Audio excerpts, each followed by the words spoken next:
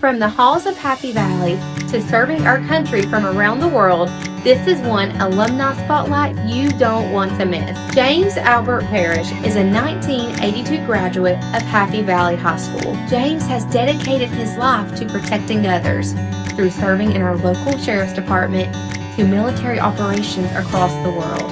James has also played a pivotal leadership part in war crime investigations as well as leadership right here in Carter County.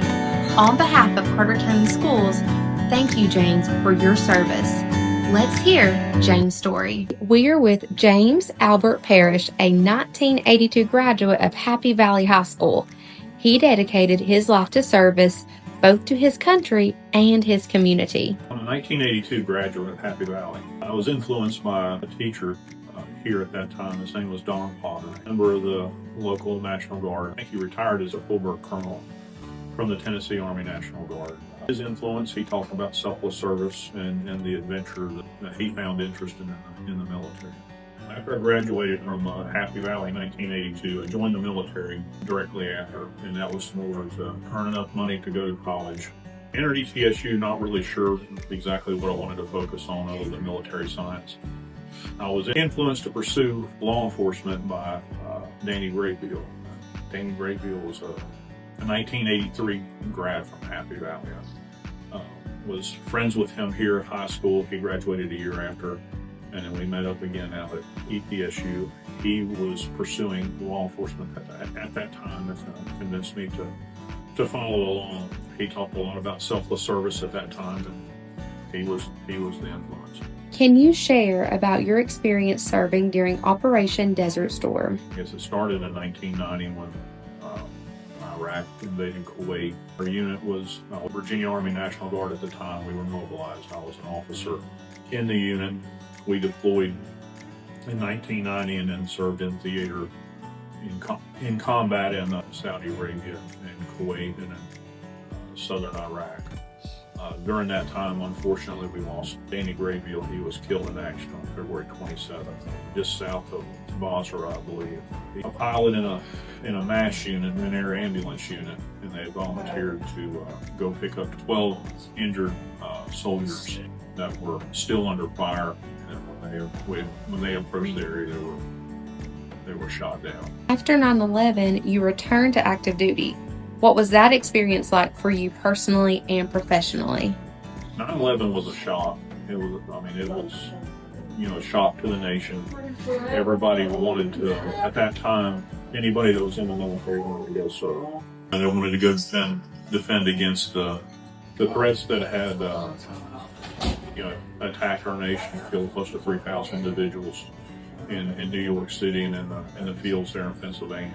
Ultimately, my service concluded investigating and assisting in the prosecution of those crimes in a unit called the Department of Defense Criminal Investigation Task Force. And it was a unit, it's a brigade-sized unit that had investigators and agents from all the services and all the intelligence agencies, along with intel analysts and investigative attorneys.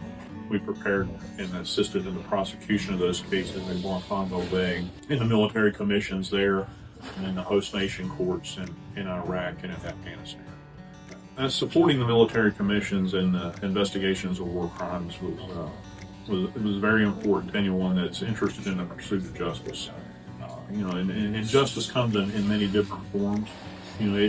Justice for the victims of the crimes of 9/11.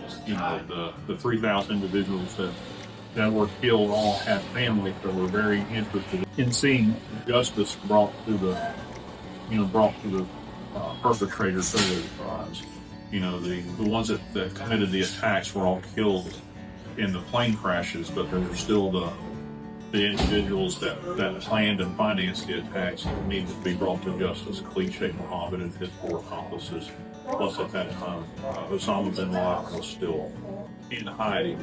It was very interesting to serve along with and help, direct the investigators, analysts, and the attorneys in preparing those cases and bringing them in front of the commissions and in front of the tribunals in Iraq and Afghanistan. We were successful in seeing many brought to justice in Iraq, through their criminal system, as well as Afghanistan.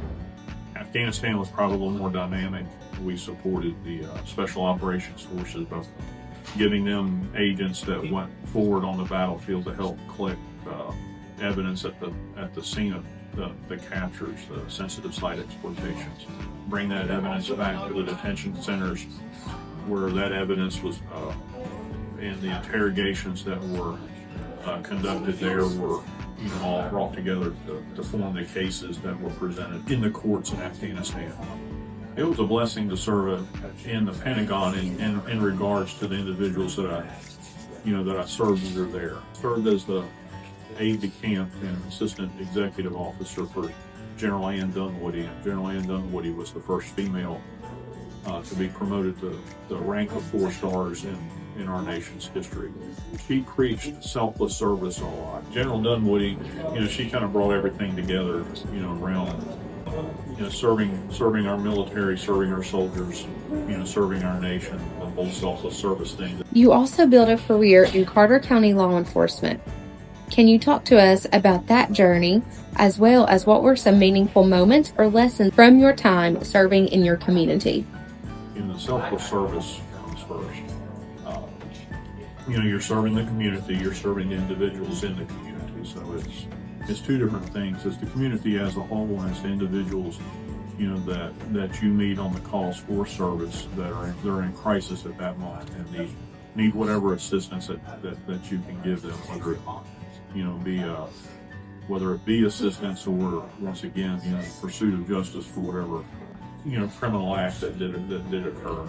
Looking back, what are you most proud of in your career? I don't know about as far as the one thing that I'm most proud of in my career. The most significant thing that I was blessed with the opportunity to participate in was the preparation for the trials, the 9/11 trials in Guantanamo Bay, military commissions there, and in the murder cases that were brought forward in the investigations that we conducted in Afghanistan.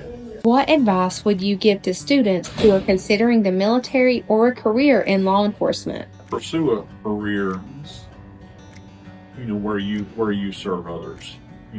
Selfless service, whether it be in local law enforcement, whether it be in the medical fields, whether it be in the military. Pursue a career where you serve others and properly prepare yourself for that.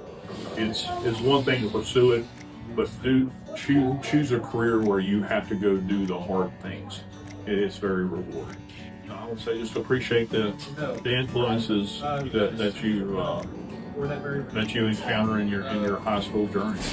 I met Colonel Don Potter here in Happy Valley. He was a teacher, and I met one of my best friends and my heroes, Captain Danny Graybill here in Happy Valley, and both really helped shape the journey that I took, both from graduation to